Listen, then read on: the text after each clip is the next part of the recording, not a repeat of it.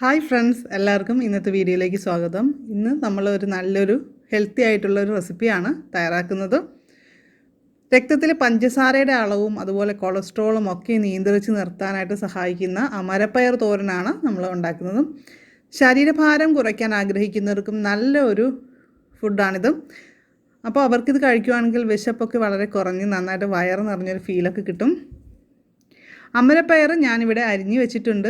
Beans അരിയുന്ന പോലെ തന്നെ നമ്മൾ നാരൊക്കെയൊന്ന് ഉണ്ടെങ്കിൽ, അതായത് മൂത്ത പയറാണെങ്കിൽ രണ്ട് സൈഡിൽ നിന്നും നാര് വലിച്ച് കളഞ്ഞിട്ടൊക്കെ ചെയ്യുവാണെങ്കിൽ നല്ലതാണ്. പിന്നെ നമുക്ക് വേണ്ടത് ഒരു സവാള, ഞാനൊരു ചെറിയ സവാള ഇവിടെ അരിഞ്ഞ് വെച്ചിട്ടുണ്ട്.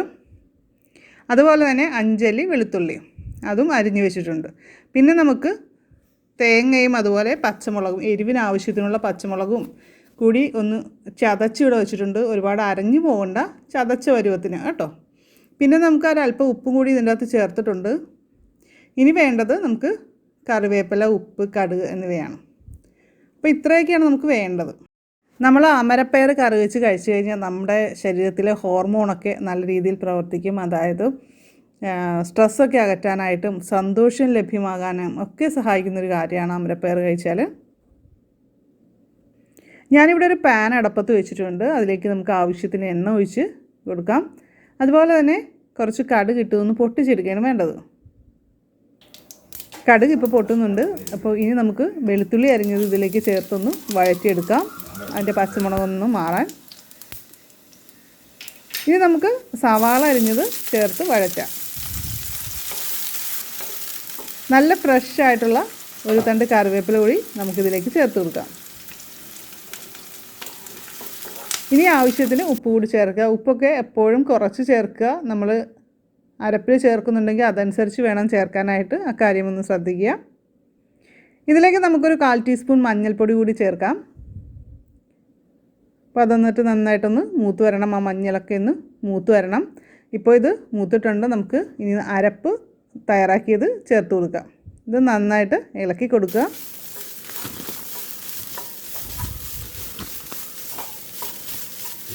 2 മിനിറ്റ് ഇളക്കിയതിന് ശേഷം നമുക്ക് അമരപ്പയർ അരിഞ്ഞത് ചേർത്ത് കൊടുക്കാം. ഇതും കൂടി ചേർത്തിട്ട് നമുക്ക് നന്നായിട്ട് ഒന്ന് ഇളക്കി കൊടുക്കാം. അമരപ്പയർ അധികം മൂക്കാത്തതാണെങ്കിൽ നല്ല ടേസ്റ്റാണ്. ഇനി നമുക്കിതൊന്ന് മൂടി വെച്ചൊന്ന് കുക്ക് ചെയ്യണം. അമരപ്പയറിൻ്റെ വേവ്, അതായത് മൂത്തതും അതുപോലെ മൂക്കാത്തതും ഒക്കെ വ്യത്യസ്ത വേവായിരിക്കും. അപ്പോൾ ഞാനിവിടെ ഒരു 5-6 മിനിറ്റ് ടോട്ടൽ കുക്ക് ചെയ്യുന്നുണ്ട്. അപ്പോൾ ചെറിയ തീയിലാണ് ഇത് വേവിച്ചെടുക്കേണ്ടത്. ഇതിൽ വെള്ളമൊന്നും ചേർക്കേണ്ട ആവശ്യമില്ല. അതുപോലെ തന്നെ ശ്രദ്ധിക്കേണ്ടത് നമ്മൾ ഇടയ്ക്കിടയ്ക്ക് ഒന്ന് ഇളക്കി കൊടുക്കണം.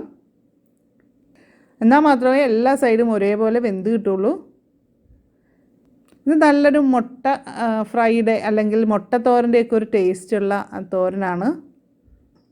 അമരപ്പയർ കഴിക്കാൻ ഇഷ്ടമില്ലാത്തവരെല്ലാം ഇതുപോലെ ഒന്ന് ഉണ്ടാക്കി നോക്കണം. നിങ്ങൾക്ക് ഉറപ്പായിട്ടും ഇഷ്ടമാകും.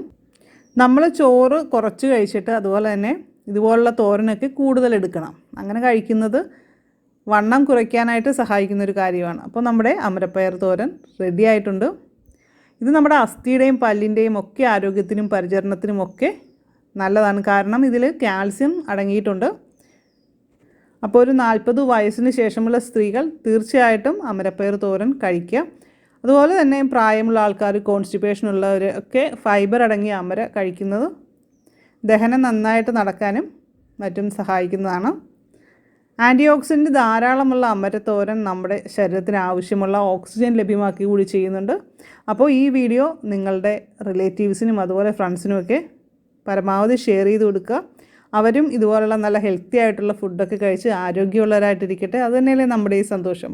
അപ്പോൾ വീഡിയോ ഇഷ്ടപ്പെട്ടെങ്കിൽ ലൈക്ക് ചെയ്യുക, ഷെയർ ചെയ്യുക. ഇനി നമ്മുടെ ചാനൽ സബ്സ്ക്രൈബ് ചെയ്യാനുള്ള കൂട്ടുകാർ സബ്സ്ക്രൈബ് ചെയ്യുക. നോട്ടിഫിക്കേഷനായിട്ട് ബെല്ലൈക്കൺ ക്ലിക്ക് ചെയ്ത് ഓൾ എന്ന് സെലക്ട് ചെയ്യുക. അപ്പോൾ എല്ലാവർക്കും നല്ലൊരു ദിവസം ആശംസിക്കുന്നു.